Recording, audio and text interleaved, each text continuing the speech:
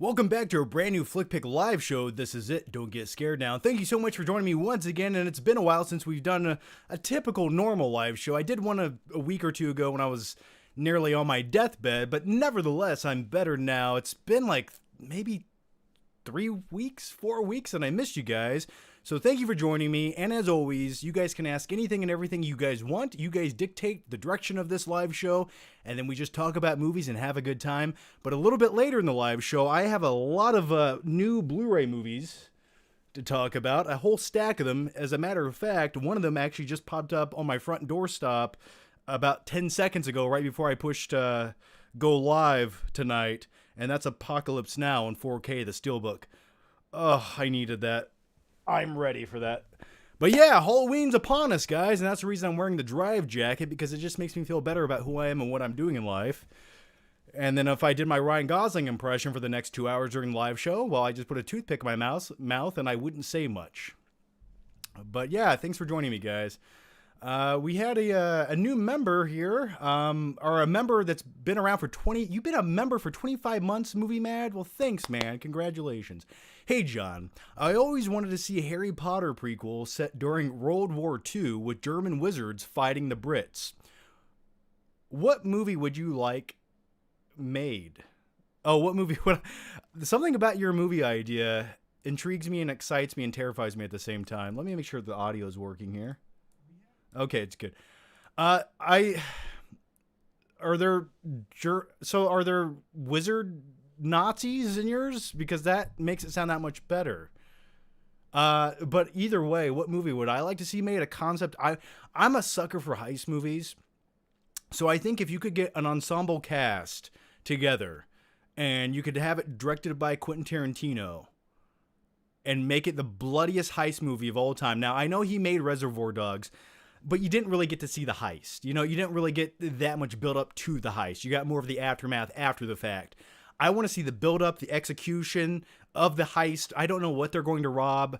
Essentially, I want to see Tarantino direct his own version of Ocean's 11, but with a different cast. And I think that would be a movie I'd really like to see. And also make it a time period movie. Now, which time period? I'd be okay if we did like the 1980s. I think that would add a different element to it. Essentially, any time, if I was a screenwriter or any movie I like to see nowadays, I just feel like if you set it pre-2000s, before smartphones and the internet ruined storytelling. And what I mean by that is, in movies nowadays, there's the thrill and the rush and that part of the story sort of gone. And because now, rather than having to run down the street to tell someone something before the axe murderer breaks through their front door, now I can just text them or call them, hey man, you're about to die. But if you said it in the 1980s, well, I actually have to go face to face and have these discussions, and it adds so much more to the story. Or at least that's why some of my favorite movies don't revolve around anything to do with a smartphone, oddly enough. So I'm getting off on a weird tangent here, but that's what I would like to see. Thanks for the question, man. DJ Crack Mix, what a great name. Welcome to Don't Get Scared. Oh, he just joined Don't Get Scared, the perk. Thanks, man. Enjoy it. Dustin Rich says, have you heard about Alec Baldwin incident? Yeah, unfortunately, he had a prop gun on a set of a movie, and the prop gun somehow got some kind of metal debris in it, and it went off and someone died. It's sort of like what happened to Jason Lee, Bruce Lee's son, on the set of The Crow, man. And it's insane. I still don't know how things like that happen. Like, you have a prop gun on set, like, double check it, look in it. And the other thing is, I'm an advocate for practical effects, but maybe this will change the industry to where you can just maybe CGI a muzzle flash into the gun. Little things like that are okay for safety, but I did hear about that. That's insane. You guys are already killing it with the super chat, so we're gonna get to all the questions. Farrah Lovely says, watching this at work, hopefully I don't get fired. Well, if you do, I'll talk to management for you, okay? Not only am I a YouTube creator, just some shithead on the internet who talks about movies, but I'm also an attorney. That's not true, but your employer doesn't know that either. So just keep it on the down low. You'll be okay. Night King 01. Hey, John, I saw Dune. Thought I would like it more than I did. A solid 8 out of 10. Hope Part 2 actually comes out. Villains underused, though. Now, keep in mind, guys, before we dive into the more questions, I have not seen Dune yet. I was going to watch it last night. I was a little too tired. And when I'm tired, I don't watch movies I want to see. It ruins the experience. It would just tarnish and taint that movie. And I refuse to do that. So tonight, I'm hopped up on energy. I have a caffeinated beverage right here. I'm going to talk to you guys for a few hours because I missed you. And then I'm going to go watch Dune tonight. And I'm excited to see it. I do have some preconceived notions or concerns on the movie that I'm hearing some complaints. And based on the trailers, these were some of the things I thought might be issues in the movie, and it's sounding like they sort of are coming to fruition. But nevertheless, I've heard the technical aspects, the score, just the vibe, the look of the movie is phenomenal. But it's missing a little bit of heart. That's sort of the detriment I'm hearing so far. But I'm gonna check it out tonight. I will have a review. I'm looking forward to it. Pascal 2's. Just watch Misery for the first time. Thoughts? Oh, I love me some Misery. Yeah, that's my biggest fear. Just like going over to some chick's house, she's obsessed with you, then she breaks your shins to keep you in bed all day. I've been there. Except I don't write novels. But yeah, I love Misery. Such an underrated movie. All right. Let me find out where we are with the questions here so I don't miss any. All right, we have one from Airstrike. Hey, John, did you think they would end James Bond the way they did? Who would you like to see James Bond next? Yeah, part of me thought they would end No Time to Die sort of the way they did. By the way, I will have a late review for that. Once again, I was sick for the first 2 weeks of October, and I just saw No Time to Die a few days ago, and I have a first reaction video right here on this channel. If you missed it, I talk about the movie and my quick initial thoughts in the parking lot, and I talk about how shitty the theater experience was of watching the movie, but that's neither here nor there. So yeah, who do I think? I would love to see Nolan direct a James Bond film. I mean, you can tell the guy wants to based on the way he's making movies like Tenet and Inception. I would go with maybe Tom Hardy, maybe. Idris Elba could be interesting. And Henry Cavill, I think, would be a sort of on-the-nose pick for a new James Bond, but I think he would be a good choice and a safe choice, and I definitely think he could bring the physicality and being suave and a ladies' man. So Henry Cavill or probably Tom Hardy would be my two picks, unless there's an unknown actor out there that I'm not thinking of. All right, the next one comes from... It's going to come from someone. Let's see. Pascal 2's. We were just answered that. Okay. The next one comes from Johnny. Great name.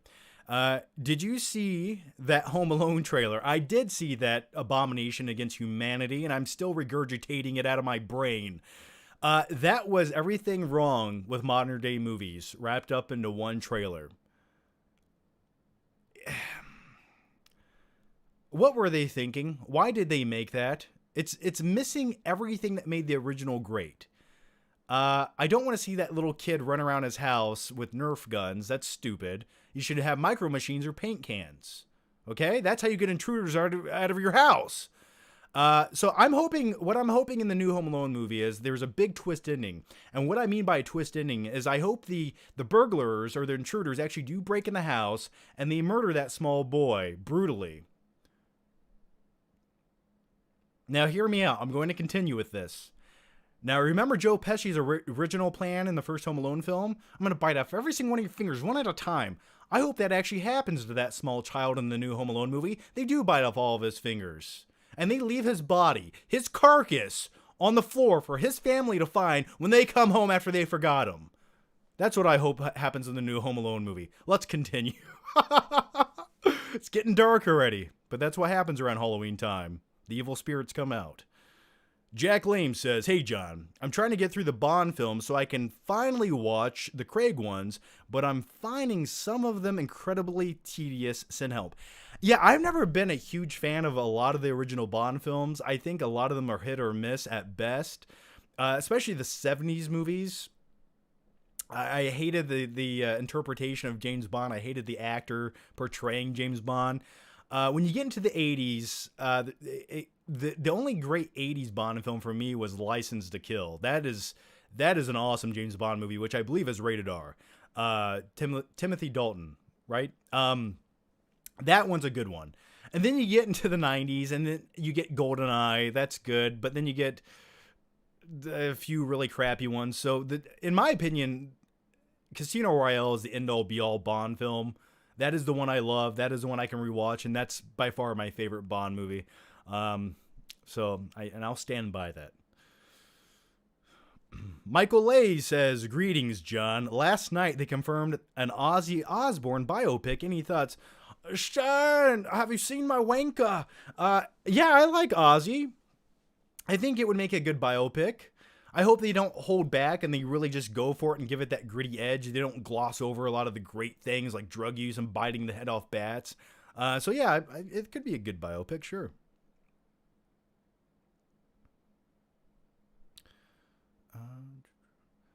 Nev Soul says, "Your preference, John Goodman or John Candy?" Oh man, that's tough, and I'll tell you, John Goodman has done more serious roles than John Candy. John Candy's he sort of always brought that screen presence that Robin Williams brought. You're in a good mood when you watch John Candy. I think my favorite film of his was by far Trains, Planes, and Automobiles with Steve Martin. But John Goodman, I mean, when I grew up, if I had to pick a TV series that was the closest representation of my family and my upbringing, it would probably be something like Roseanne. It's so similar, like a blue-collar working class family. Very much reminds me of the way I was raised. And so I like John Goodman because he makes me feel warm inside, and he's done some great movies in the last decade. He did the 10 Cloverfield Lane, where he's basically a crazy guy in a bomb shelter, which I loved. It just depends. You know, comedically speaking, I would definitely go with John Candy. What an interesting question, though. Lone Tiger says, "Hey, John, I watched Dune in Dolby Cinema. It was a complete orgasm of galactic proportions. I like that. They should put that on the Blu-ray cover. I took my dad with me, and he had sometimes forgot movie theater etiquette because of the pandemic. But it's okay. It was super fun with him, and still love him. How are you?" Well, you got to tell your dad to shh. Your dad lost his etiquette? Did I read that? I'm doing well, man. I'm feeling good today. Feeling really good. Feeling energetic. And I just wanted to do a live show. When I'm feeling good, that's when I do the live shows. That's when I want to come here and hang out. I'm doing good. Thanks for the question, man. James Doshier says, "Hey, John, I watched American Pie movies last week for the first time in a decade and laughed my ass off. Do you have a favorite American Pie movie?" Definitely the first was Shannon Elizabeth or whatever. That scene where she's like alone in Jim's bedroom, I just can tell you, my friends and I used to watch that all the time by ourselves as prepubescent boys. I love the first American Pie. It's edgy.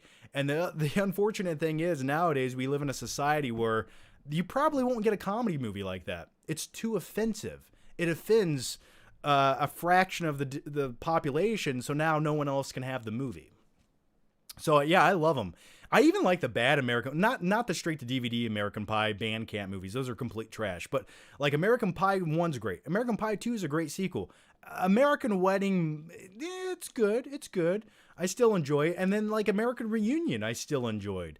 And I thought they were in production or early production to make another American Pie movie because they all make money. So I would love to see another one.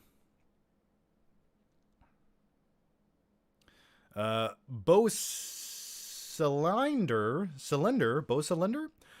what is your best / worst M. Night Shyamalan movie? I have an M. Night Shyamalan movie in that pile I want to talk about.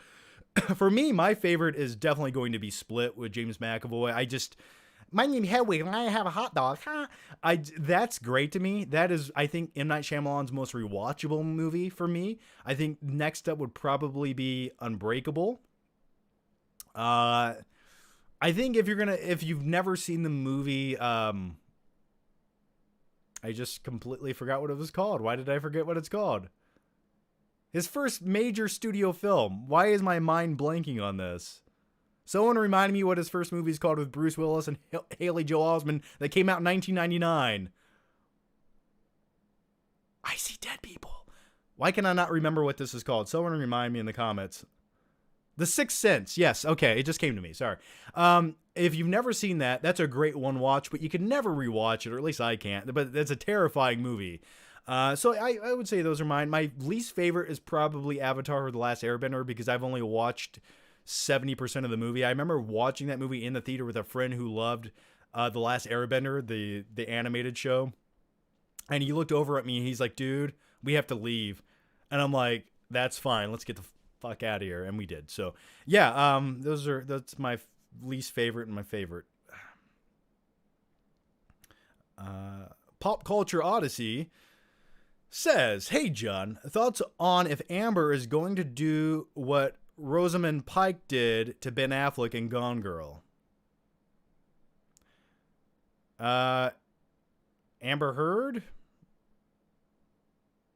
I don't know what you mean by the question. Thoughts on if Amber is going to do what Rosamund Pike did. And I don't get the question. Are we talking about Amber Heard? I don't know. I don't get the question. But I like Gone Girl. If I was Ben Affleck, I probably wouldn't have went home. But thank you for the question. Crassy says, will Dark Knight Rises ever be beaten? P.S. Can you wish my 6 aside team, the Mavericks, good luck? Good luck, Mavericks? So is the Dark Knight Rises ever going to be beaten? Yeah, I mean, it was already beaten before it came out by the Dark Knight.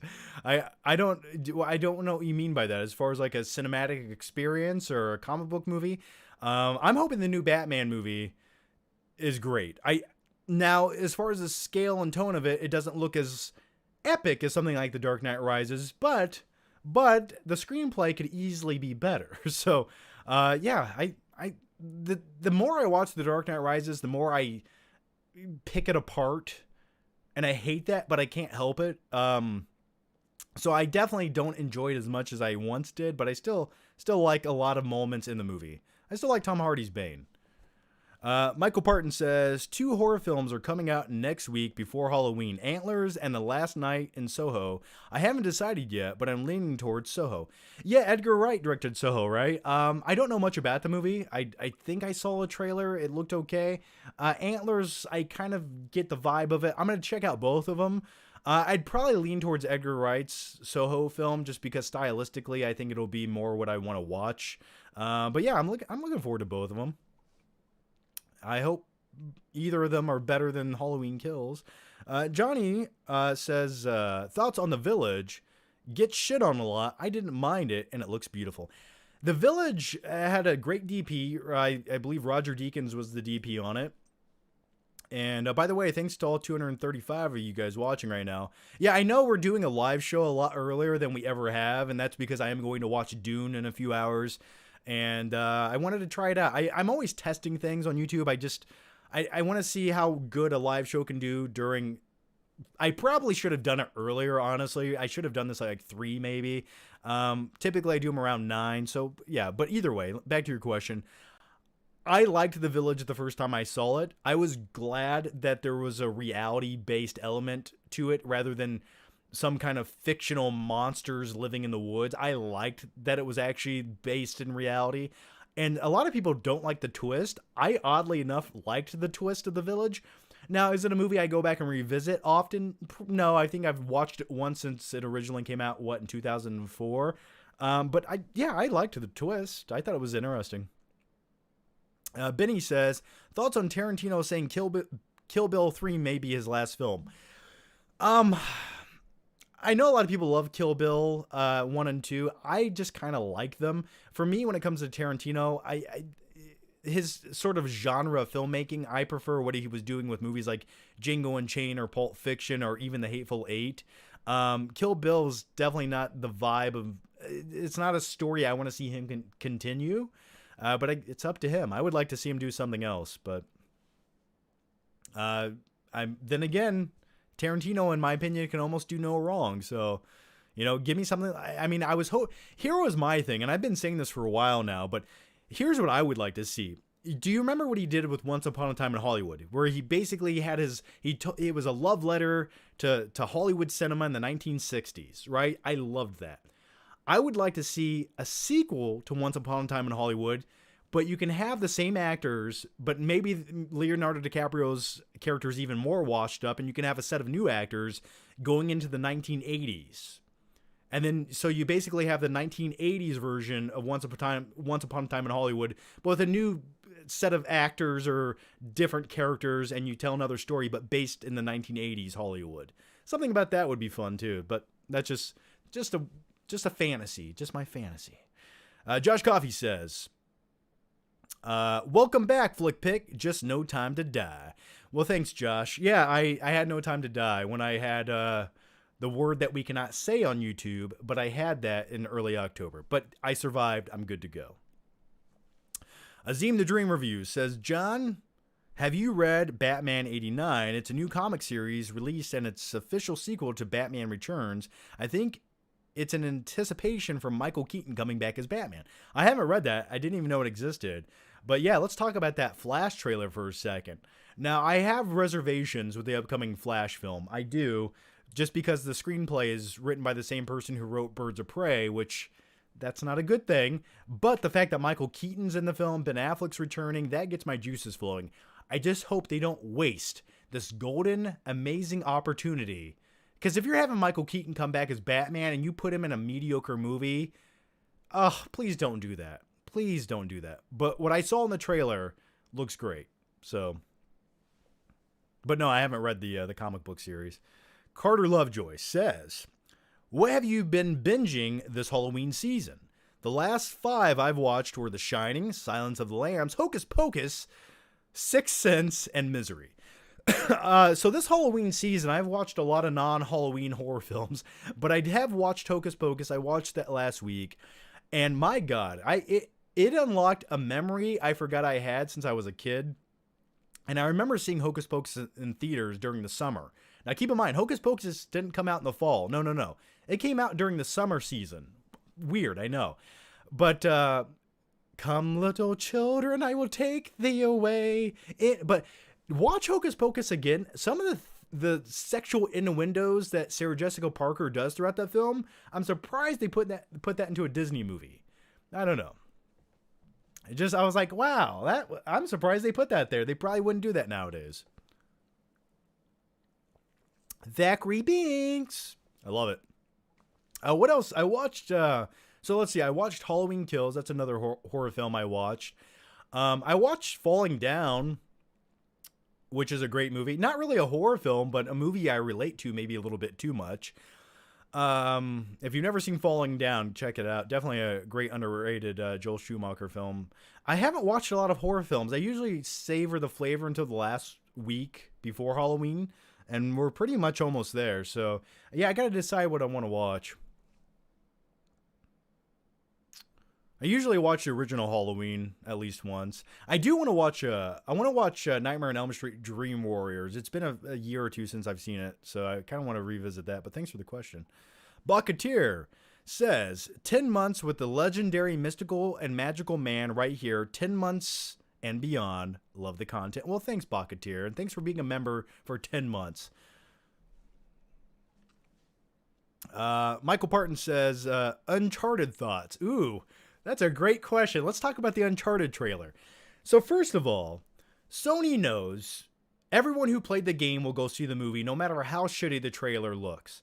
Now, in my opinion, I think it looks sort of soulless. It just looks sort of like a generic action movie. And thank God it's based on a video game IP property, because that's what's going to bring people to see it. But for me, it just sort of looks like a generic action movie, and it doesn't look that intriguing.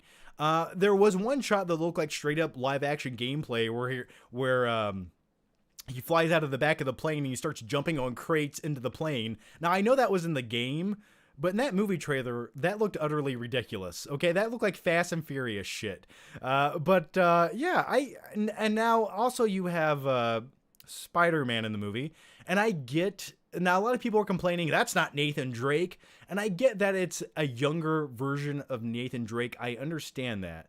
And if they're eventually in the sequels going to try to get to an older version of Nathan Drake, well, I hate to say it, but he's not going to age into the Nathan Drake you know from the games. He's still going to look like he does now in 5 or 10 years. He's always and forever going to look young.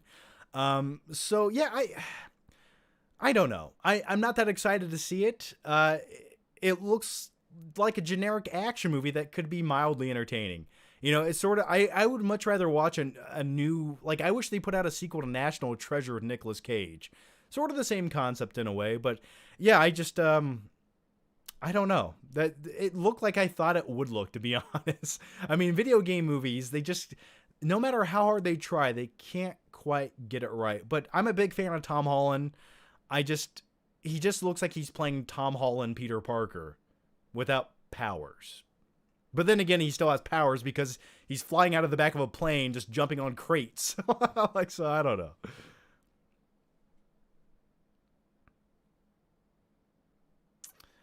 Daniel Haku says, "Hey John, just rewatched the Tim Burton films. They don't hold up as well, especially Returns. Still like them though." Yeah, I mean, the thing is, there's a lot of Prince music in the '89 Batman, and the scene where the Joker goes into the art gallery and starts destroying things, dancing around, I still love it. It's definitely a product of the late '80s. Bob, you're my number one guy. But and I love Returns. I actually prefer Returns more than Batman '89. So, but I think in many ways they do hold up. I think in other things, I think they got away with things they probably would never redo, like Michelle Pfeiffer's Catwoman, and some of the shit Danny DeVito says is the Penguin. I'll show my French flipper trick. Like, they would never put that into another movie. In some ways, they don't hold up as well, but at the same time, I like how bizarre and fantastical and weird they are, and you can thank Tim Burton for such things. So. Random Commando 41 says, thanks for the great way to end my day at work with this live stream. Well, no problem, man. Pick the flick, ? My movies are all like behind this big chair, so they're kind of hard to get to. But I might do a magical, mystical movie memory segment tonight, which we've only done that once or twice before on this channel. And I might do that a little bit later. So and if you guys don't know what that segment is, it's where I basically tell a story with a really cool intro into it, about the first time or a time I watched a movie. So I might do that a little bit later in the live stream. I don't know. If you guys want to see that, let me know. But I don't know if I have time to do Pick the Flick today. But thanks for watching, man. Maybe next time. Zine the Dream Review says, do you prefer when comic books are do you prefer when you learn how to read, John? Yes, I do. Do you prefer when comic books are adapted into films like The Dark Knight Returns, or do you like when superhero movies take elements from comic books like The Dark Knight took elements from The Long Halloween and Batman '89 was Killing Joke? I like the latter. Yeah, when it's a straight up adaptation, I'm just like, well, we've already had this. We know this story. I like when they take elements and do their own thing, as long as their own thing is great. So like the upcoming The Batman film, that essentially is taking a lot of elements from The Long Halloween, which I like, but they're twisting and turning and changing things, which is great. So yeah, I'm going to agree with you. I like the latter as well. Michael Parton says, favorite old school Bond, Connery, Moore, or Dalton? Probably, I think Sean Connery is like the classic Bond, but Timothy Dalton I liked. Roger Moore's good. I don't. Let me see here. There's one Bond movie I always forget. Yeah, okay. So Timothy Dalton. Did I say Roger Moore was in License to Kill earlier? Anyway, Timothy Dalton is, I think, my favorite Bond, just simply based on License to Kill, if I had to go old school Bond. So, but I think Daniel Craig was the Bond I wanted to see. I just never knew it until I saw Casino Royale. I like that he was a little more physical and used brooding strength more so. I liked that more. Rick LP says, you're a hard critic. Halloween Kills was great. I'm not a hard critic. I just expect more. And sometimes when we get to the point where mediocrity becomes the norm, well, guess what? Movies will go that route, and Hollywood will be like, well, we don't need to try as much because they don't give a shit. Halloween Kills was by far a terrible screenplay. It was a terrible movie. It really was. Now, I know people like some elements. You probably like the flashback. You like seeing Michael Myers kill people in a brutal fashion. Some of it didn't make any sense whatsoever.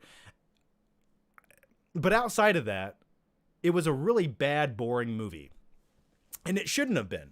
I don't know, like, you shouldn't be, like, if you have Michael Myers, it should be impossible to make a boring film. But just the amount of screen time they wasted in that film with characters that weren't compelling. They were just boring to watch. Their plans were awful. They're the most inept group of people existing in society. And the movie made us deal with them and watch them and hang out with them. That became frustrating. And everyone in the movie was completely like, they just their ideology was flawed. It's just like, well, he's a doctor, I'm a nurse. Let's drive around and hunt down Michael Myers. Oh yeah? What are you going to do when you find him? And clearly their plans all failed.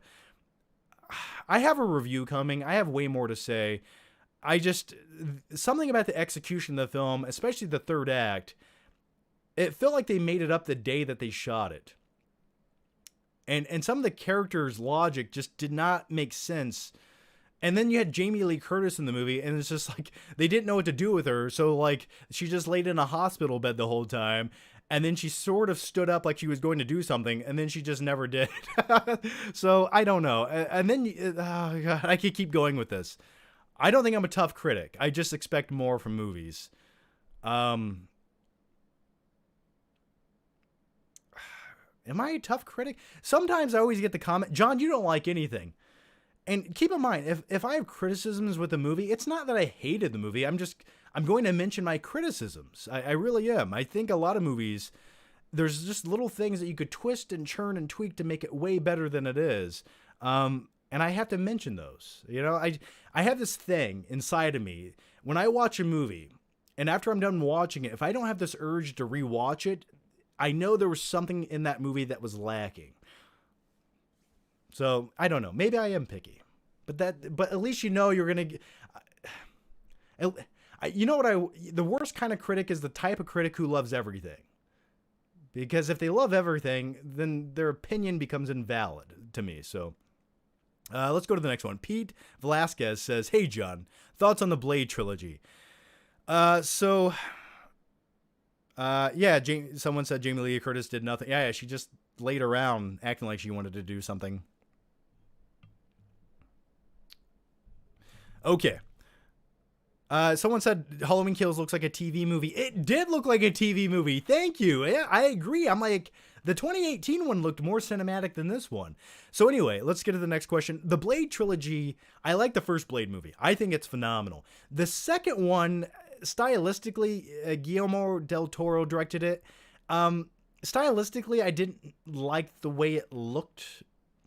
And it gets a little too, like, some of the CG's a little too CG-ish.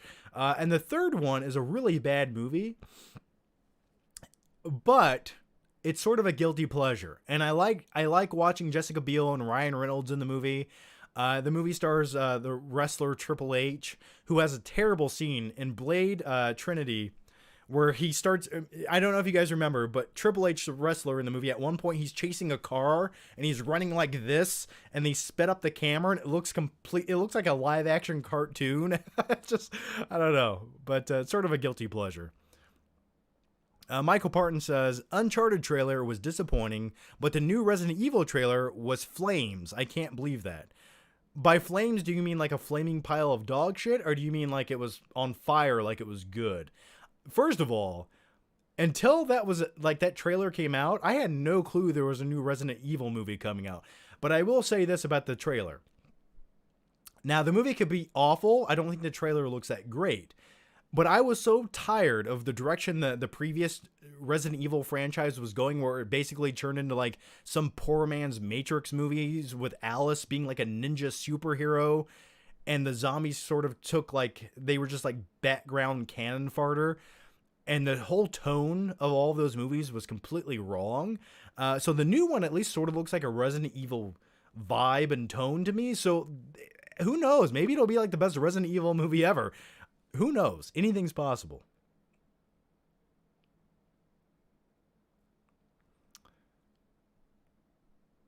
All right. Are we forgetting Rob Zombie's Halloween films? Puke emoji. Geez, people, Halloween Kills is good by Josh. Josh, I'm glad you liked it, man. Halloween Kills was not good to me. I just think the screenplays are a mess.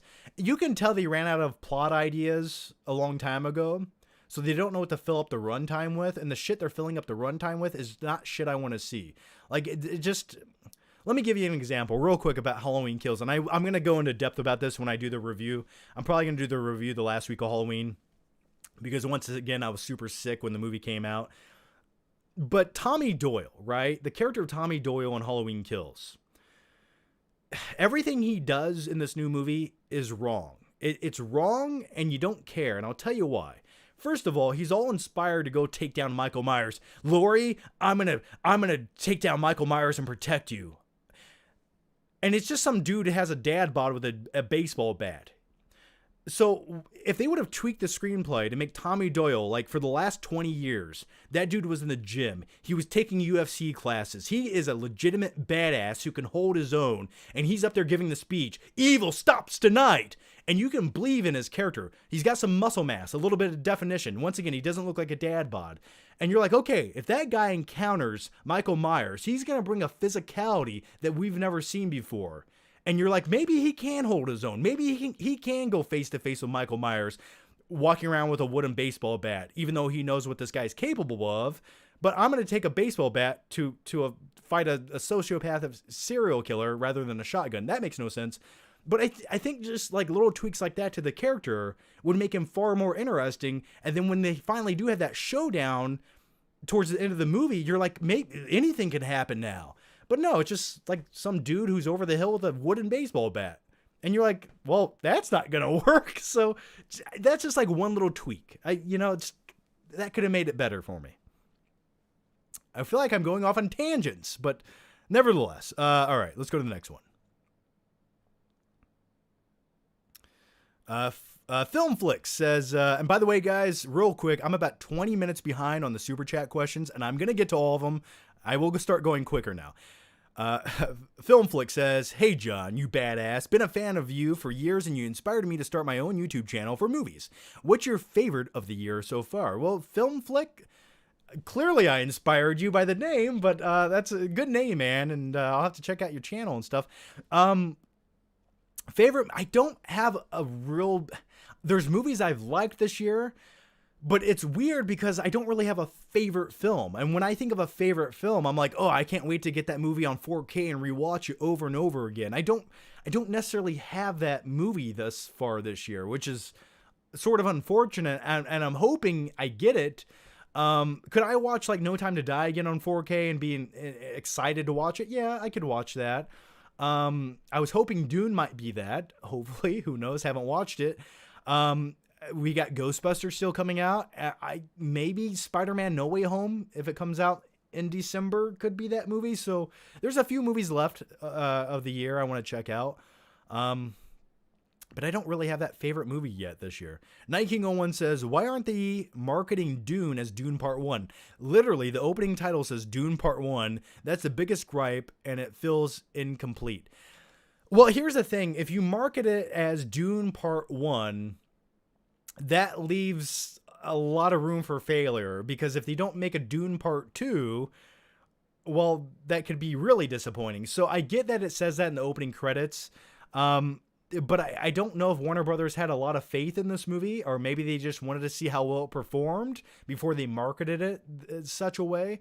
And when you market a movie as like, here's Part 1, sometimes that, as a general audience member, sometimes that could be detrimental in a way.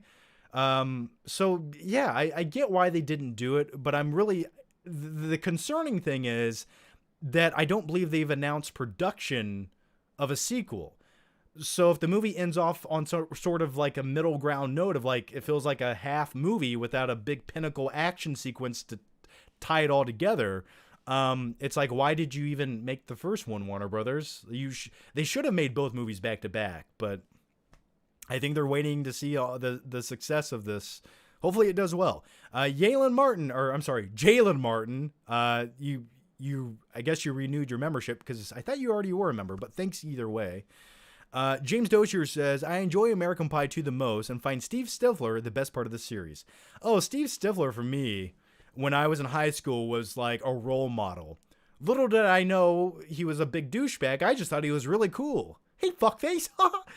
So yeah, I always liked Stifler in the American Pie movies. And after the success of the first movie, all the later American Pie movies basically became the Steve Stifler movie, which I enjoyed. I think American Reunion gets a little heavy-handed, but... Roger says, hey, John, just finished watching Halloween Kills. As Ian Malcolm would put it, that's one big pile of shit. Possibly the third worst Halloween film so far. Michael Myers, to me, was the hero of the story. Have a great day. Yes! Yes! I wanted to see everyone in that movie get fucking brutally murdered by Michael Myers. I'm like, I don't like any of you. Die, die, die. And that's the problem. You're not supposed to root for Michael Myers. This movie did it, but you're not supposed to. If you go back to the original Halloween film, you're rooting for Laurie Strode. You want to see her survive against this antagonist. Now we're so bored by all the fucking everything happening in this movie, we're just like, well, I hope he dies a weird, brutal death. That's when you know something went wrong. You should be afraid of Michael Myers. You shouldn't be rooting for him to kill people like he's the Punisher. That's where it fails. Rocky Balboa says, thoughts on the Scream movies. I love the first Scream. Don't care about any of the sequels whatsoever. Do not care. The upcoming Scream movie, I'm interested to see it, but I don't have like huge anticipation for the movie. But the first one, always great. Always enjoyed it. Airstrike says, you said certain movies cannot be made now because of offended people. Are you tired of movies being ruined by wimpy people being offended by everything? Oh, absolutely. Whenever, and movies are art, okay? So first of all, whenever people's complaints, concerns, or whenever the smallest demographic of people are offended by one thing and studios coward and they make people's artistic expressions have to tweak and change to appease the smallest demographic of people who will be offended by everything unless they hear what they want to hear. That to me is wrong. That to me is, there's something immoral about it. I think it's wrong. Whenever you dictate someone's art to appease yourself or appease a certain demographic of people, that art is no longer really art. Now it's a product, and that is not a good thing. So yeah, absolutely. Absolutely. I miss the days where, you know what it was? Here's the problem. There's always been people offended by everything, but now those people, no matter how illogical they are, or no matter how dumb their complaints can be, now with social media, they have a platform to complain on. That's the detriment here. That's the problem. So yeah, I do hate it. It's like, if something offends you, just don't watch it. Just don't watch it. See, I like when everything's made and you can pick and choose. Just don't watch what offends you. And guess what? If you never see that movie or that product that's offensive to you, then you would never be offended by it. So thus everything's okay, right? So it's insane. We live in an upside down world nowadays. Josh Coffey says, are you more interested in seeing the new Texas Chainsaw Massacre, which Netflix has secured the rights, or Jeepers Creepers reboot with a new director? I think maybe the new Texas Chainsaw Massacre movie gets me more excited. I just, Leatherface is such a great villainous character. I feel like with Jeepers Creepers, I think the original was great with Justin Long. I think that's a great horror film. Jeepers Creepers, where'd you get them peepers or eyes? Now, on a side note, the original Jeepers Creepers was directed by a guy who wasn't a very good guy, who made a lot of weird, crazy mistakes. And nowadays, he would probably never be allowed to direct a movie, even though I think he directed the sequel, which is oddly enough with the whole Me Too movement. Somehow he got to direct another movie. But he did some unspeakable shit back in I think, the 80s. So either way, I'd much rather see the new Texas Chainsaw Massacre movie. Epic Dub Time 23 says, chicken or beef in your burrito, choose only one. I always get chicken, typically. I not to sound weird, but white meat to me is healthier. Actually, it is. I think red meat, too much of it causes inflammation, and I try to cut back on red meat as much as I can. It just makes me feel bloated and tired when I eat it. Nevasoul says, thoughts on Ransom with Mel Gibson. I love me some Ransom.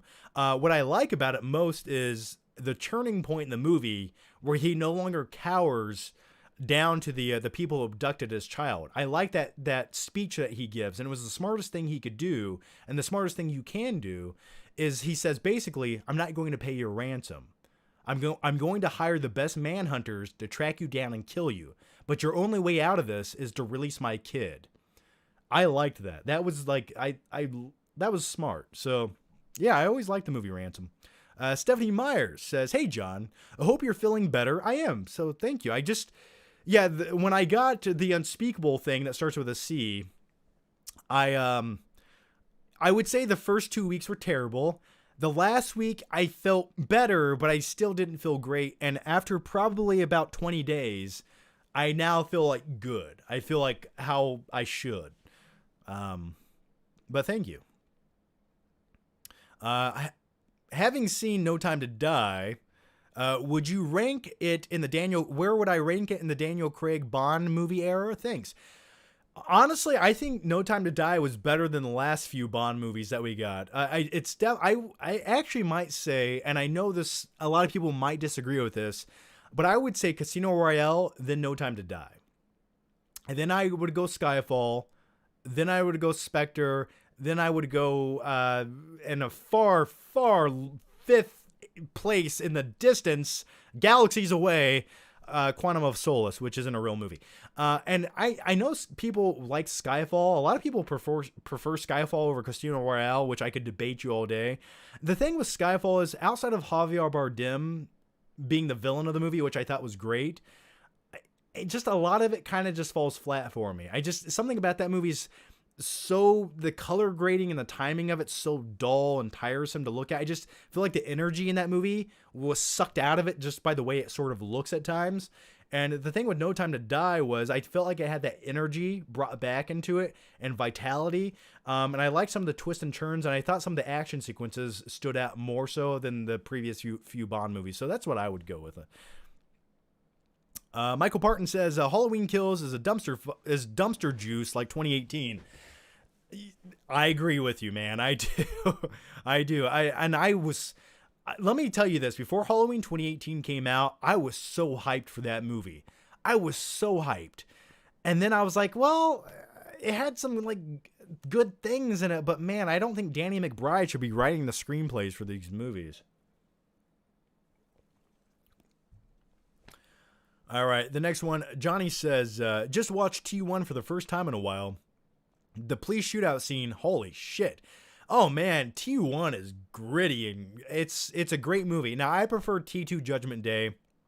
It's a little more polished and more of a spectacle, but T1, man, that's a great movie. I mean, just something, the scene where he drives into the police station, I'll be back. Just everything with that movie. Michael Biehn in that movie. It's so good. You're Finally Home says, hey, John, thank you for all the great content. Can we all agree the greatest movie of all time is Freddy Got Fingered? Daddy, would you like some sausage? My son could eat a chicken sandwich. Yes, I remember seeing Freddy Got Fingered in theaters around the time of my birthday when I think I turned 14 when that movie came out.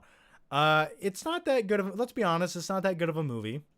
But it's fun to watch sometimes if you're on hallucinogenics. Yeah, James Dozier says, is the first Nightmare on Elm Street from 1984 the only good one? And do you think it's the most scary movie from the 80s? I actually do think the original Nightmare on Elm Street from the 80s is. I think it's terrifying. I really do. It always scared the shit out of me. Just the opening credits to the original Nightmare on Elm Street is terrifying. Watch the opening credits. I think you can watch it on YouTube if you want, to the original. Just the sounds, the scariness. You see Freddy making the glove in the boiler room. You're like, oh my God. Yeah, I would agree with that. Now, outside of the original Nightmare on Elm Street, Dream Warriors is the next best film. If you've never seen Dream Warriors, which is the third movie in the Freddy franchise, definitely watch that. It's the best of everything Freddy does, especially when he goes a little bit more fantastical. Definitely watch that. Everything else in the Nightmare on Elm Street franchise, for me, wasn't that great. There's some great sequences, but the movies themselves aren't that great. Johnny says, what's the coziest film of all time? Oddly enough, one that always comes to mind when I think about it is The Hateful Eight. I love The Hateful Eight. I like how it takes place in one location. They're all in that cabin. There's a blizzard outside. Now, keep in mind, they are killing each other, but it is cozy. So, yeah, I might go with The Hateful Eight. I always watch it in the wintertime, and it makes me feel cozy. Any film that takes place in one location sort of has like a cozy vibe. Claudia Rogojan says they couldn't even get a meeting between Drake and Sully correct. It's not that hard, guys. Plus, some of the things should only stay in video games. The CG was bad. Yeah, Claudio, I agree. The scene where Tom Holland is jumping up those crates, flying out of the back of the plane, that in live action, just something about it looked wrong to me. And I maybe that will appease people who played the game. But yeah, it just looks so bland. I don't know what it is with Sony when it comes to comic book movies or video game movies, but they just look so flat. Like there's no stylistic vibe to the movies. And I feel like maybe that's the director. Maybe they're hiring directors who are just basically studio guys who will bend over backwards and do whatever the studio says.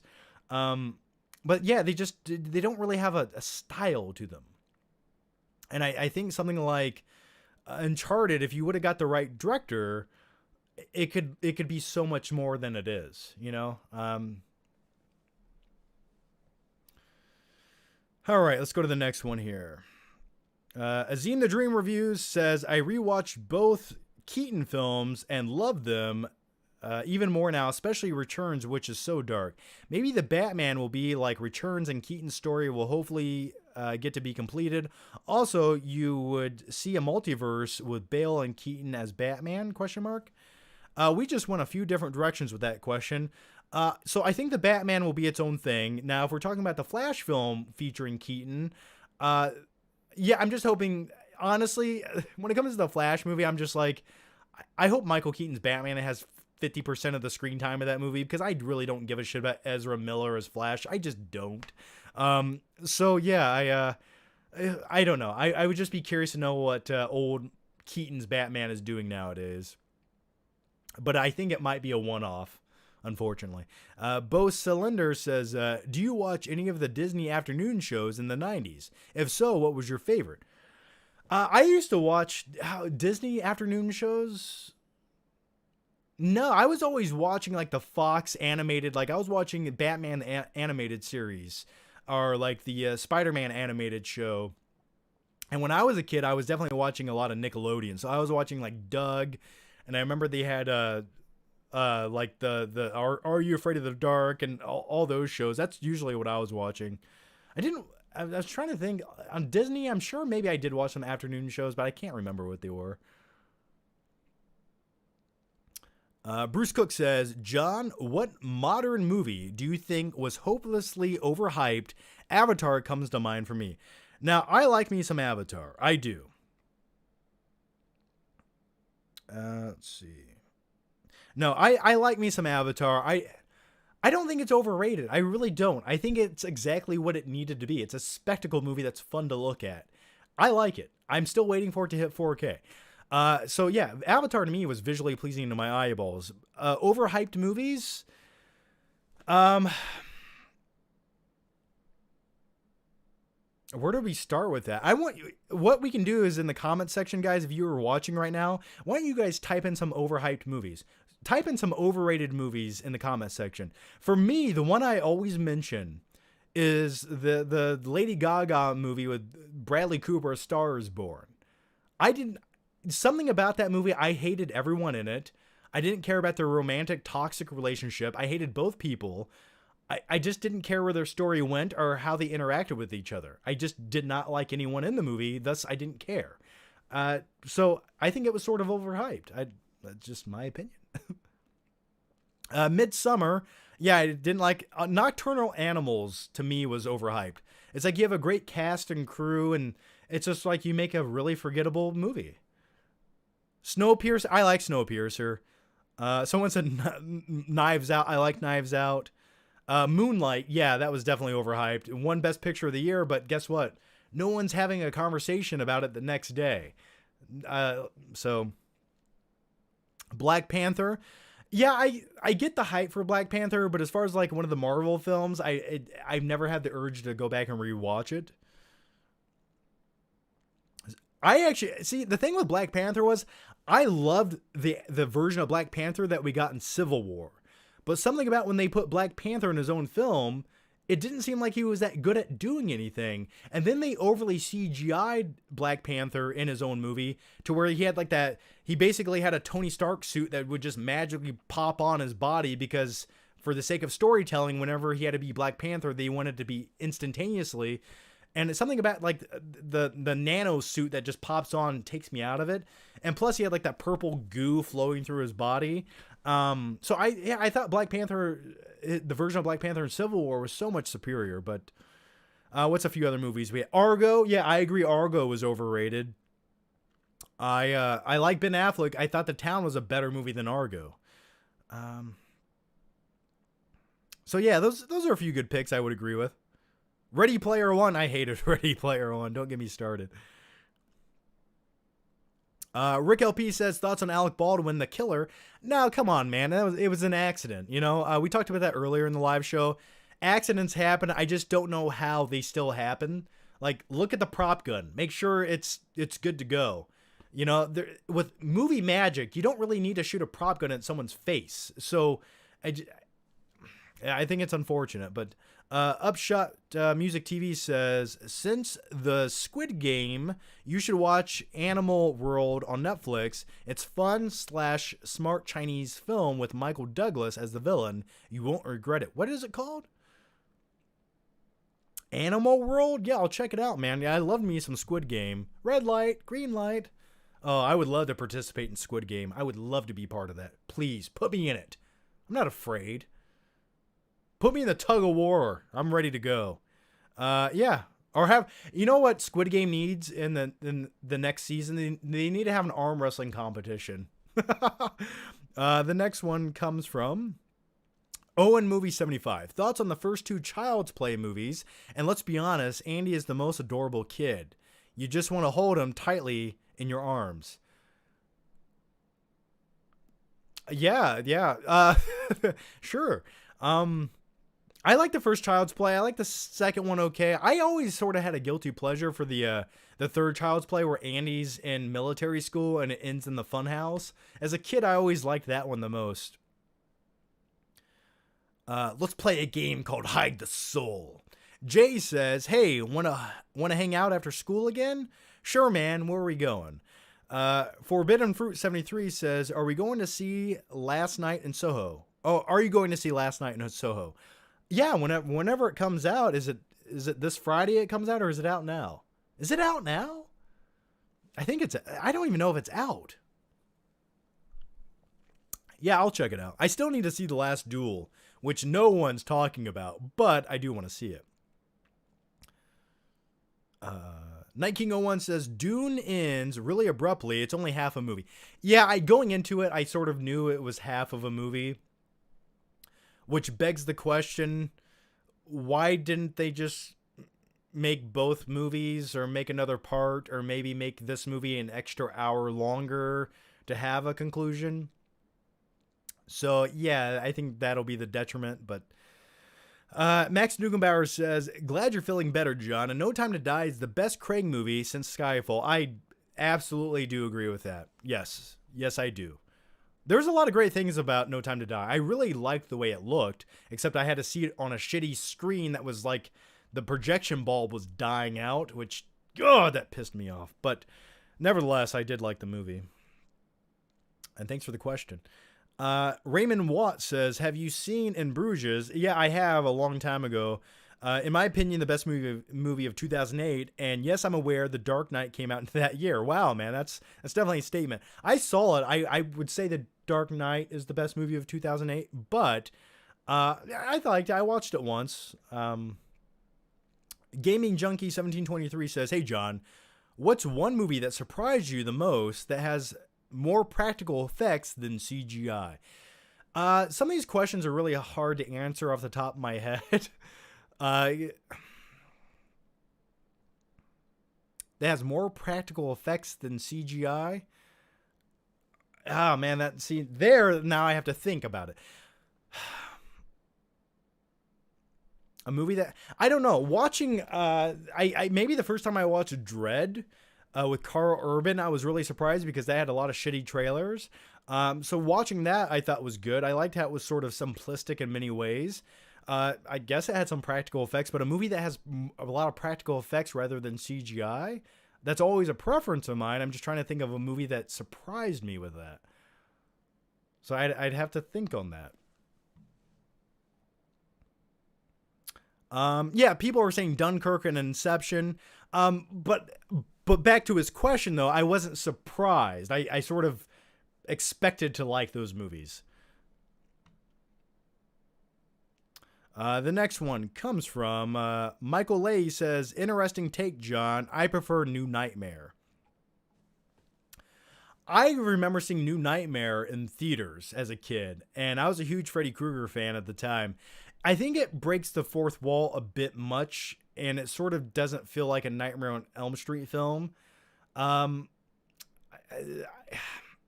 get that it's different, and they were definitely taking a risk with it, but not one of my favorite Nightmare on Elm Street movies by far.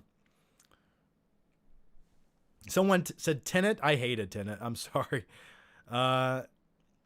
Rocky Balboa says, a favorite Friday the 13th film. Mine is either 4 or 6. Whatever one has young Corey Feldman in it, I think that might be... Which one is that? Is that 4 or 5? They all blend together to me. Whatever one had little young Corey Feldman in it. That is my favorite Friday the 13th film. MSF says, MSF has become a member. Thanks, man.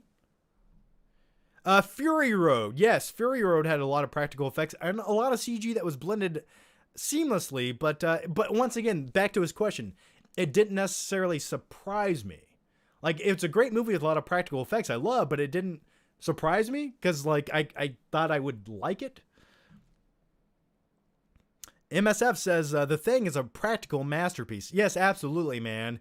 Anything made in the 70s or 80s had to utilize practical effects, matte paintings, and things like that. I think, like, Escape from New York is a masterpiece with a lot of practical effects. I love that. So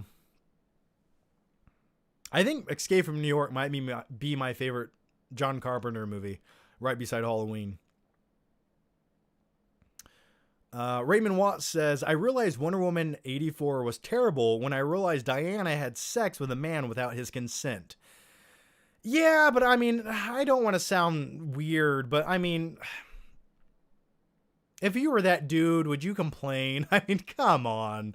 Let's just be real. Now, he could have had a wife and a kid and a family, and that would have been, I guess, a little morally wrong, but it's Wonder Woman. But if it was the other way around, oh God, the hashtags on Twitter would have been crazy.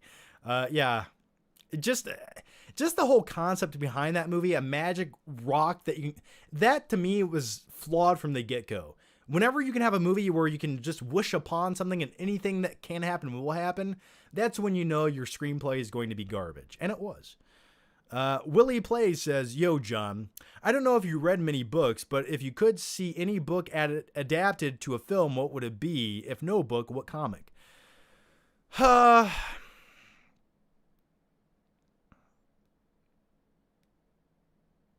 I can't think of a book that hasn't been adapted yet. There's probably a ton of them. What's odd enough, the movie, what the fuck is it? The Jason Statham shark movie. Was it called The Trench, or did they call it something else? Anyway, that was originally a novel I read, and when I was reading that novel back in like 2008, it's called The Trench. It's by Steve Alton. But anyway, it was a great book. When you read it, it's so epic, and you're like, there's a megalodon shark, and there's this whole epic, like, I don't want to say sci-fi element, but this fantastical element where there's like a huge station on the bottom of the trench floor where like a lot of the story takes place, and then they made it into a movie. The Meg, sorry, yeah, it's called The Meg, but the book's called The Trench. The movie is so cheap and junky, and it sort of has like a Sharknado vibe, but the novel was so epic. Like, I could have imagined like Daniel Craig playing the main character rather than Jason Statham, and it almost felt like at times it had this Bond villain-esque element to it, but with a giant shark in it. The novel's great. The movie adaptation was terrible. Josh Coffey says, plans for Black Friday 2021. I'm buying a crap ton of Apple stuff. I think you should record yourself ordering online since last year was very sad. Yeah, anymore, Black Friday would just be a video of me buying shit on Amazon, but I don't do that. Because why? I'm a soldier. I'm a warrior of the night. I'm a vigilante. Okay? I don't sit at home and become a victim. No, I do not. I go out into the darkness, the cold, the unwashed masses, and the chaos to make videos every Black Friday. No matter how shitty, no matter how garbagey it is, I do it for the sake of your entertainment. So this year I probably will do the same. And I made one last year, so we'll see. There's a few things I could get. I might, and so I'll definitely check out the movie deals. I might be in the market to buy a new TV. And also, I do need to buy a microwave because I'm an adult. At one point in my life, I used to go to Black Friday to buy movies and fun stuff. And now, in my old age, I'm going to buy microwaves. So, but I probably will make another Black Friday video. I like to go out on Black Friday, even though they're going to put all the great deals online anyway, but I'll probably make a video. Even though the last few Black Fridays were really underwhelming. All right, let's go to the next one here. Jordan Peters says, first time chatting, just want to say thank you. Well, Jordan, I want to say you're welcome. And thank you as well. And thanks for the question, man. And guys, thanks for the questions and the super chats. They do help out. I always, like, with your super chats, I always put it back into things like, like with the super chat donations, like I buy new shit to make videos with. Like I bought some wireless Rode mics, so now when I make videos, the audio sounds better. So yeah, I do appreciate it, guys. Mason Arnold says, just rewatch Prisoners due to me being overhyped for the Batman. Thoughts on the movie? Oh man, I could rewatch Prisoners right now. Paul Dano in that movie, that definitely was, I think, a selling point for Matt Reeves to hire him as the Riddler, because he's kind of playing that weird, creepy, eerie serial killer vibe a little bit. But Prisoners is so good, man. Oh, so you could almost, when you watch Prisoners, if you gave Hugh Jackman the Batman suit, he could be a good Batman. Anyway, random side note, but yeah, Prisoners is so great. I kind of feel like watching that now. Thank you. I have a review for Prisoners where I have a really good intro skit where I dress up like Paul Dano in the intro skit to my Prisoners movie review. Watch it sometime if you get bored. But I love it.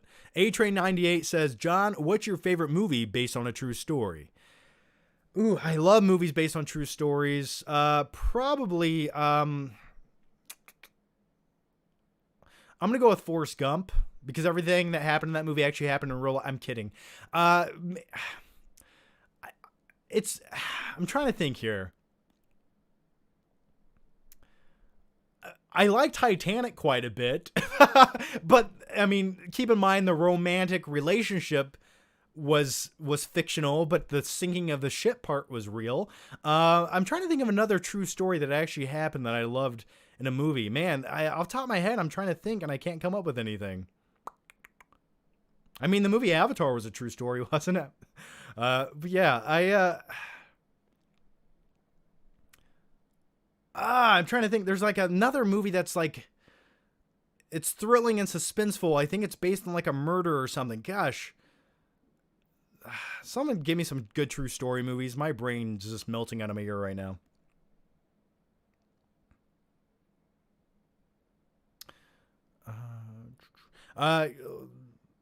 Chris Donahue says, what is your favorite comedy of the 2010s? Someone said American Sniper. I didn't really like American Sniper. 42 was pretty good. Yeah, that's pretty good. The Social Network, that's a good movie. Yes. Zodiac, another good one. Wolf of Wall Street. Yes, yes, thank you for that. That might be my pick. Wolf of Wall Street. The Conjuring movies, those were very loosely based on true stories. Favorite comedy of the 2010s. Well, I'm just gonna include this because it was 2007. Superbad. I think Superbad's one of my favorite comedy movies the last 15 years, last 15 years easily. I'm gonna go Superbad. Because Superbad, it reminded me of like my life in high school quite a bit, and that's why I love it.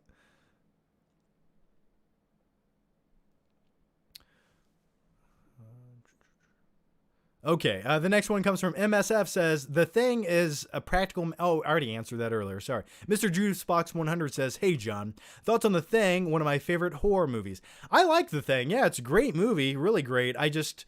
as far as like a horror film goes, I always prefer things more like Halloween or Nightmare on Elm Street or Insidious or something along those lines. But yeah, The Thing's great. 1901 says, the Uncharted trailer looks like they just took set pieces from the game trailers.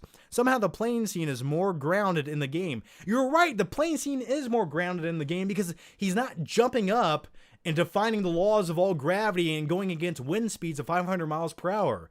In the game, he's actually struggling and crawling and barely making it, as far as I remember. So yeah, you're right.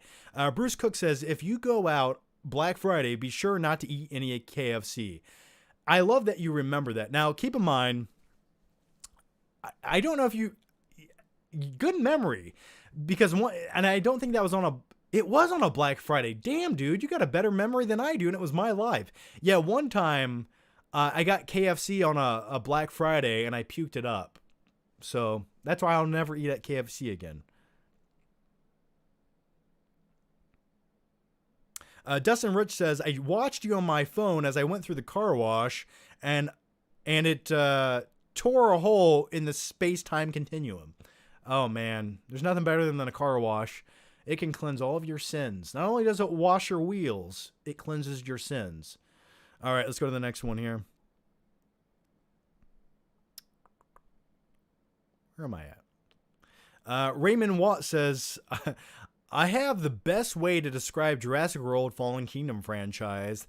The cinematic equivalent of your princess is in another castle. Your princess is in another castle? Why is my brain not remembering that quote? Is that from The Princess Bride? What is that from?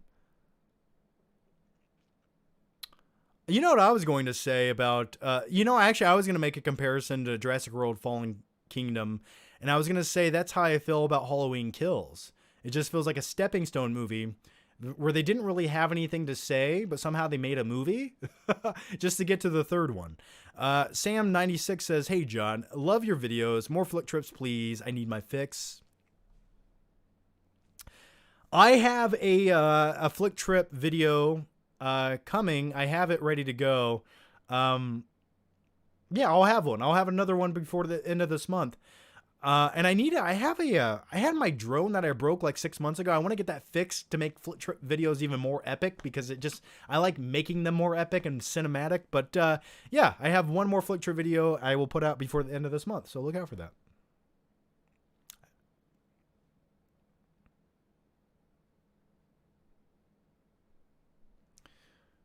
Irreversible made me feel like I needed a shower. Irreversible made me feel like I needed a therapist, man. I do agree. Jurassic World movies are boring. I agree. They're boring. They're soulless. They have no real style. The color timing is all wrong. They just look blue. And the plots are just incomprehensibly boring with characters that you don't give a shit about. So it's sort of like Halloween Kills, where you want to see the dinosaurs just eat everyone because you don't give a shit about the people and the characters in the movie. All right, let's go to the next one here. Bo Cylinder says, have you ever walked out of the theater because the movie was so bad? I almost did with Jurassic Park 5. Yeah, I understand that completely. I've walked out of many movies. I think we actually walked out of Matrix Revolutions, the third Matrix movie. Yeah. I walked out of the second Matrix movie, Matrix Reloaded. I went with a group of friends. Halfway through the movie, we looked at each other and we're like, this is dog shit. Let's go eat some Taco Bell, which is literal dog shit. And I later did obviously rewatch the movie, but man, I was just like, this is not even comparable to the first Matrix movie. I was like, they lost everything that made that first movie great. So yeah, I've walked out of a lot of the movies I walk out of. I always forget because I just suppress them in my memory. Oh, Transporter 2. I walked out of that. The Transporter 2 was terrible. I was like, I can't watch this anymore. I walked out of it.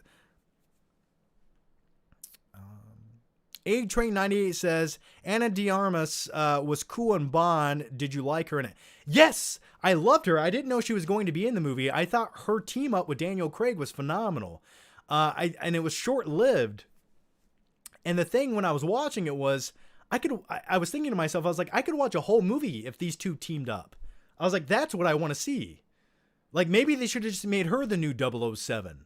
I think that would have been interesting. So, yeah, I thought she was great in the movie. I think she's a great actress, too. I really enjoyed her in Knives Out, so. And she was also good in Blade Runner 2049 as well. All right, John Grizzly Fubar says, hey, John, happy Friday. Well, happy Friday to all of you as well. I'm sipping on some motor oil. By the way, John Grizzly is a character from Over the Top. Questioning my life decisions. Have you seen Promising Young Woman yet? I have not. I know it's on HBO Max, but I've not seen it yet. Have you heard the Rocky remake coming in November? When can we watch your stuff again? Thank you for being a friend. Well, thanks for that, man. Are you talking about Rocky 4 coming out in theaters again and hitting 4K? What are we talking about?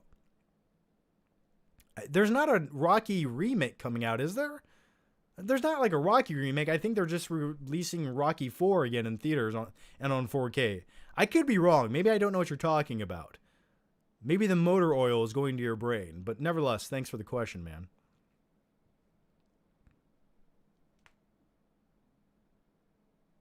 Fallen Kingdom met my expectations. Definitely a great movie. Max, I think I don't know if you're kidding or not. I do not know.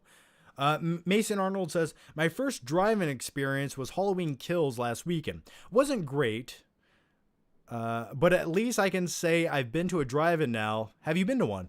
Yeah, growing up as a kid, I went to many drive-ins. That's what we typically did because it was my family, and then I had 3 older sisters, and so we would just load up the van and make a whole bunch of popcorn at home and put it in a paper bag and go to the drive-in theater and watch a couple movies. Those are some of my earliest movie memories. So yeah, I haven't been to a drive-in theater though since probably like 1998, and I would like to go back to one. Now's sort of the time of the year to go, so maybe I need to go to a drive-in theater. Maybe I'll check that out. Go watch a movie at the drive-in or something. Yeah, Rocky IV Director's Cut is coming out in theaters. Yeah, okay, that's what you meant. Yeah, the Director's Cut with a few additional scenes to sort of sell the movie again, but on 4K, nevertheless, it will be coming out as well. So yeah, that'll be cool. I might check it out.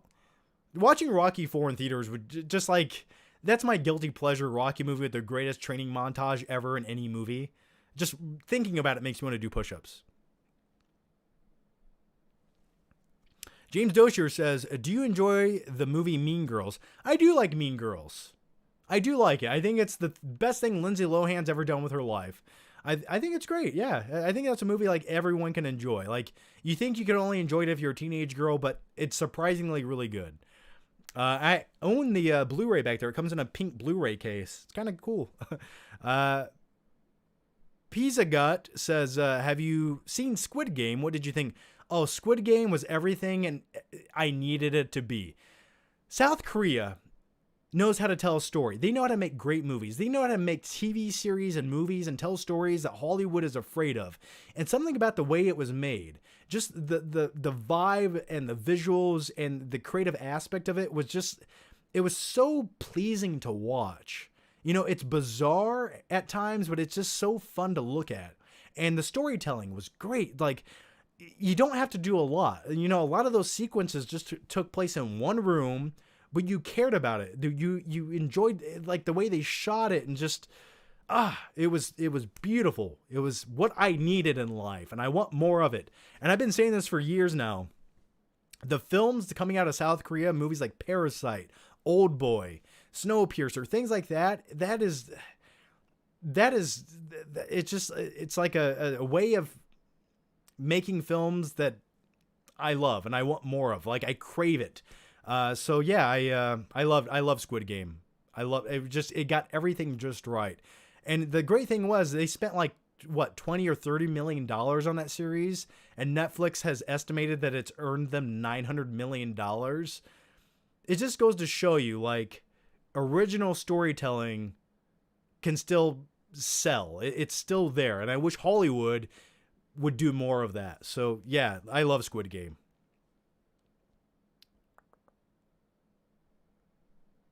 Night King 01 says, John, it's 40 minutes of new scenes. It's 40 minutes of new scenes? Holy shit. That's interesting, because Rocky 4 was only an hour and a half. And to me, it was always sort of like the cash grab Rocky movie of the 80s. It's like, well, we know this will make money. Who cares? Let's just have 18 minutes of training montages in an hour and a half movie. But that's interesting that there's 40 additional minutes to that movie. I can't imagine what it is. But I do hope that I just hope there's another additional 15 minutes of the training montage tacked on to it. Just give me more rock ballads from the 80s. That's all I want to see. And when you watch the movie, they just douse you in baby oil. Oh, or at least I'll douse myself before I go. Oh, yes.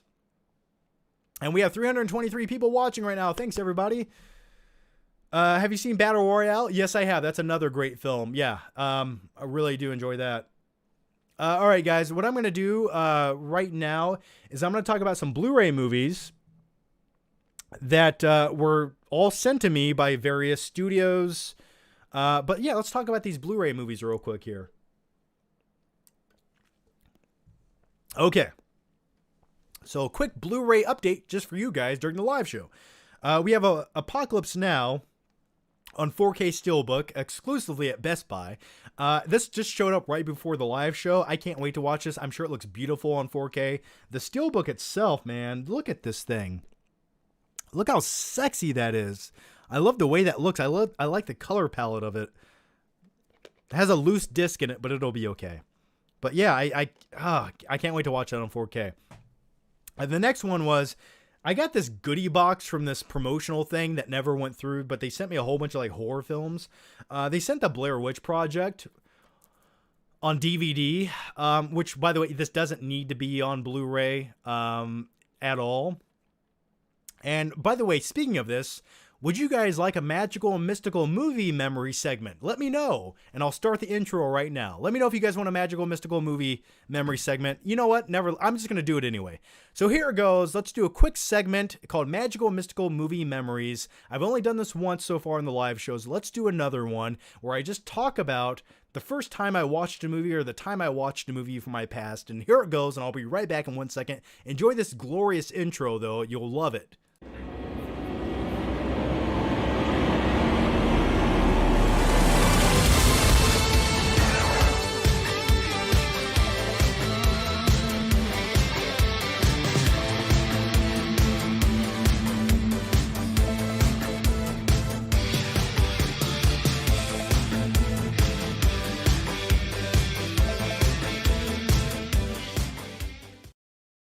Huh? That was good stuff, right? So I'm going to talk about the first time I ever watched the Blair Witch Project, okay? So let's go back to 1999. And I remember being a kid around this time, and there was all this hype about this movie in theaters, and I never got a chance to see it in theaters. But I remember it came out on VHS, and the day it came out, I was like, Mom, we have to go to Video Stop, because that's the place we went in my town. It was called Video Stop at the time. And I was like, I got to see this movie. I got to see this movie. There's all this hype. So we go and rent it. I get home and start watching it.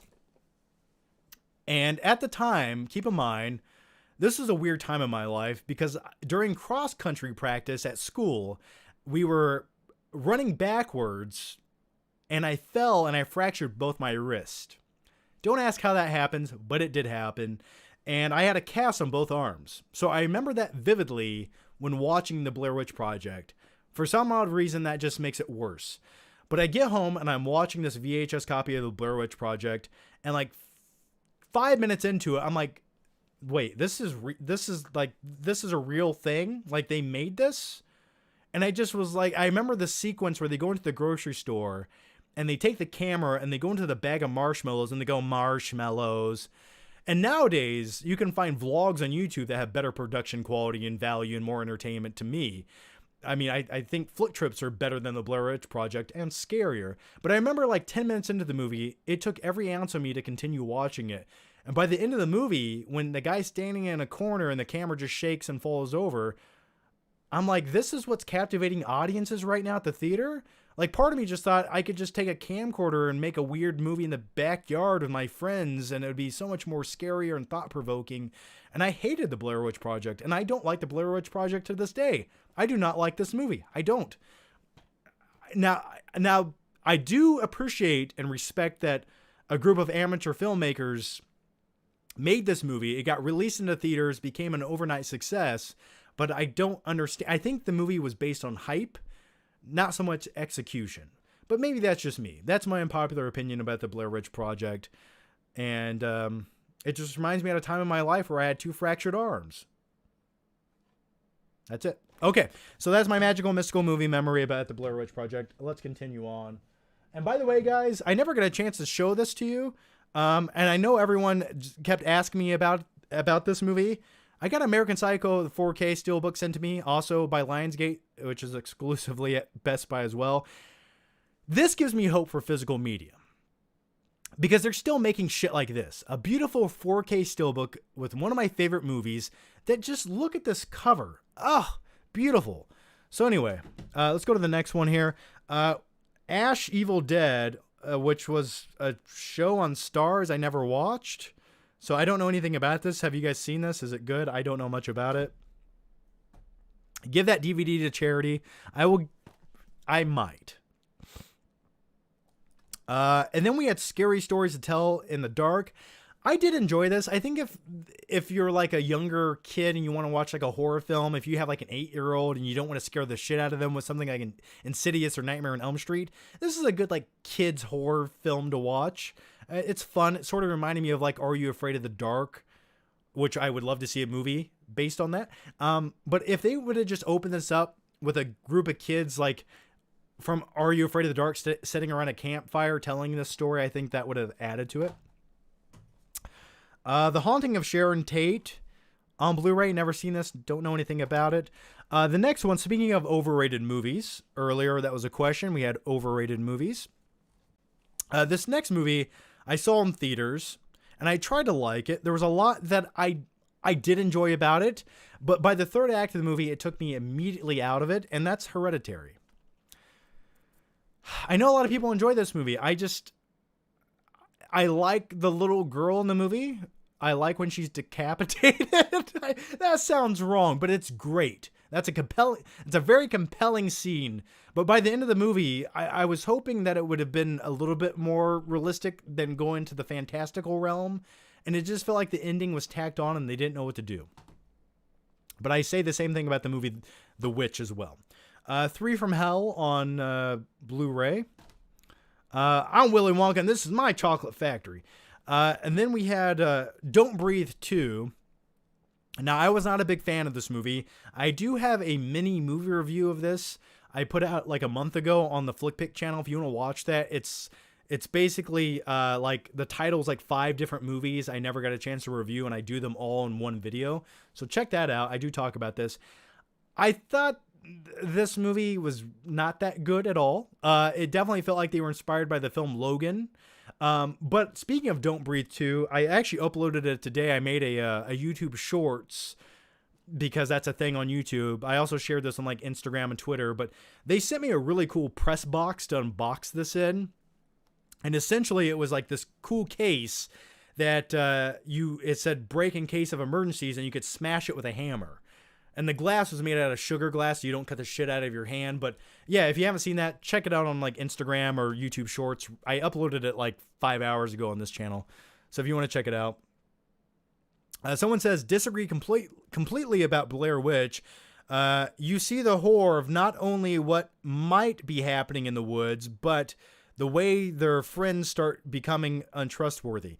Yeah, I get the vibe. If you pitch me the concept of it, I would agree. But something about watching it, the found footage, I've just never been a fan of like shaky cam found footage. To me, it's just the most uncinematic thing you could possibly ever do. Now, I think if you can blend that with an actual cinematic movie, I think there's something to be said there. But to watch it for a feature-length runtime, I don't want to look at it. Something about it, I do not want to watch it. I could never rewatch the Blair Witch I could never say, okay, it's Halloween time.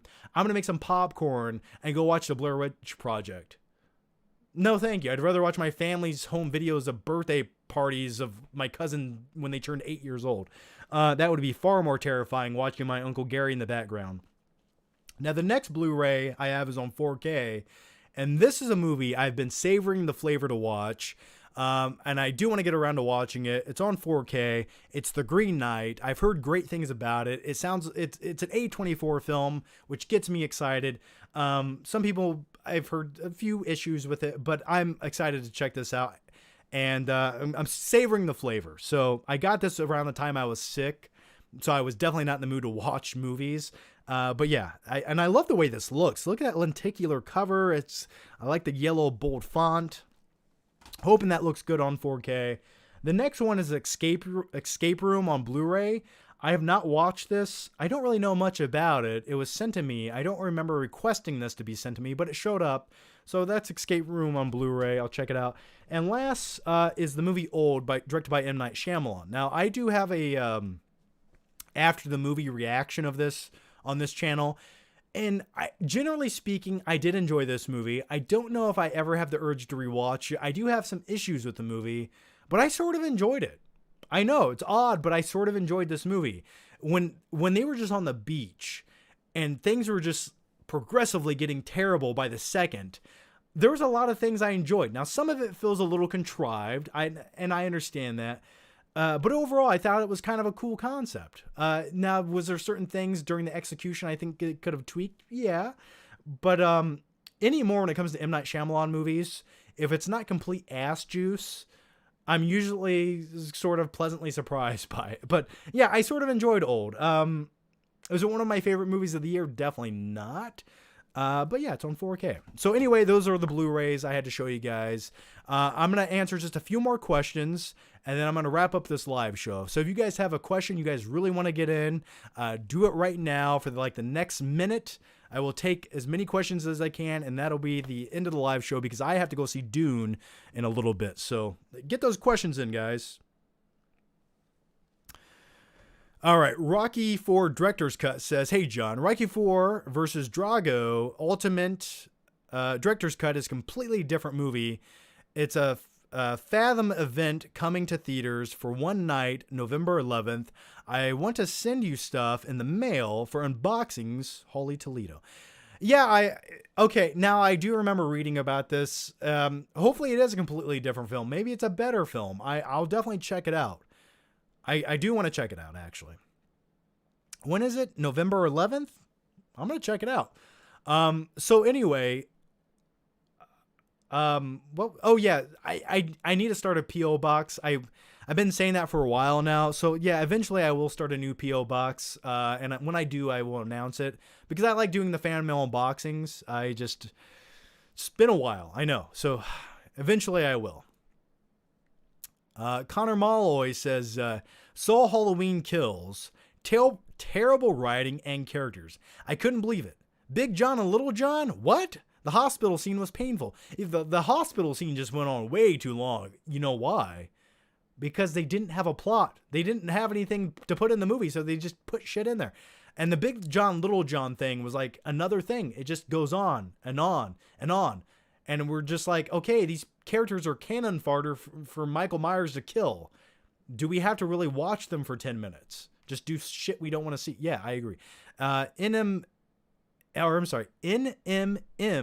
Media, or no, it's NM Media says, can you shout out my best friend that is watching Shay Verbish? Shout out to Shay Verbish? I don't, is that right? I hope I gave you what you needed there. Dustin Rich says, remember the time we got hammered and shot that 5-year-old and left him in a ditch? What? What? Hey, Amariah, how's it going? Good night. And we got a question here. A-Train98 says, John, have you seen Michael Bay's ambulance trailer? Yeah, Michael Myers ambulance trailer. I did watch the Michael Bay ambulance trailer with Jake Gyllenhaal, and I put out a little tweet about it, and I said, essentially, this looks like the most expensive accidental short film ever made, because I feel like I saw the whole fucking movie in the trailer. Am I the only one? I do want to check it out based on Jake Gyllenhaal being in the movie. It definitely looks like a Michael Bay movie with every trope put into that trailer, but man, it just felt like the whole trailer or the whole movie was presented in that trailer. So I'll definitely check it out. It just looks like it should go to Netflix though. Adrian Lamelli says, thoughts on The Craft 1996. I always sort of liked that movie, The Craft. I thought it was weird and bizarre. And I like the scene where they put the, sort of the curse on the one chick who was in the Brady Bunch movies, who's married to Ben Stiller. And her hair starts falling out in the shower. I was like, ooh, that's terrifying. Yeah, I always remember watching that on HBO Max as a kid. All right. Someone says they saw Dune twice. Have fun, John. I will have fun. I hope it's good. You must wear that jacket to the Dune screening. Well, I'm watching the Dune screening in a friend's theater room, so I could wear it. It is comfy. This is a very comfortable jacket. It's silky. It's smooth. So anyway, guys, I'm going to wrap up the live show here. As always, thank you for the questions. Thank you for watching and hanging out. And by the way, if you guys are YouTube members or Patreon supporters, I put out a brand new podcast yesterday or the day before. It's 2 hours long. We talk extensively about Halloween Kills, No Time to Die, and on the podcast, we go into viewer and listener questions, and we have a discussion about each question, and it goes off the rails. So yeah, if you guys are YouTube members or Patreon supporters, definitely check out the new 2-hour episode of the podcast. It's live now. Check that out. I'm going to answer one last question here. Pizza E-Goat? Have you seen Breaking Bad? What do you think about the series? I actually have on this channel from years ago when Breaking Bad was coming out, I was doing weekly reviews of the final season. Oh, Breaking Bad to me is one of the best series ever made. Just Walter White. Oh, I'm the one who knocks. So good. So good, man. That is how you write a series.